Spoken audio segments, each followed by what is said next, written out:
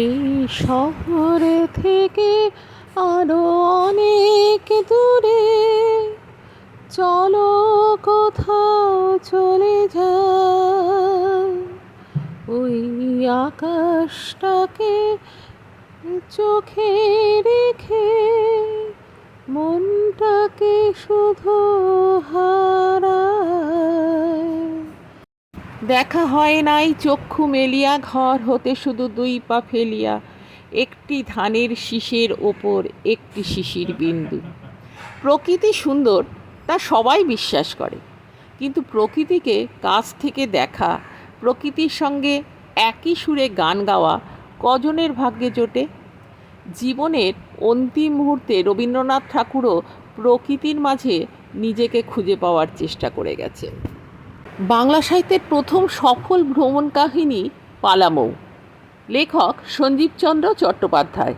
তিনি তার লেখনীতে অসাধারণভাবে ফুটিয়ে তুলেছিলেন সেই গহীন অরণ্য, সেখানকার কোল নামে পরিচিত বন্য ও কৃষ্ণাভ মানুষগুলো কালো পাথরের পটভূমিতে আপন খেয়ালে উন্মোচিত।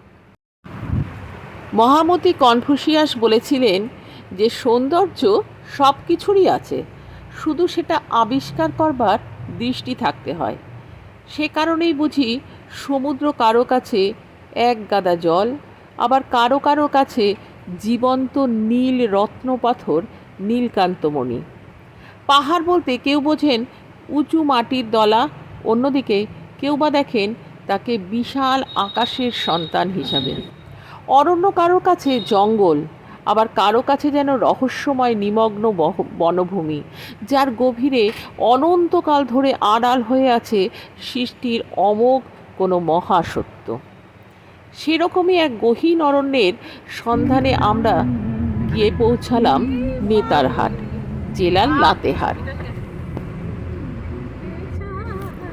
সবুজ বন, প্রাকৃতিক ঝর্ণা এবং নিচু পাহাড়ে ঘেরা নেতারহাট হল ঝাড়খণ্ডের অন্যতম সেরা গোপন রহস্য। তৎকালীন ব্রিটিশ শাসকরা এই অঞ্চলটিকে খুব পছন্দ করেছিলেন এবং তাদের দ্বারাই বিকশিত হয়েছিল এই অঞ্চলটি। পলাশ, কেন্দু, শাল, পাইন, ইউক্যালিপটাস আর মহুয়া গাছে জঙ্গল, দুপাশে যত দূর চোখ যায় শুধু এই গাছগুলোই চোখে পড়ে।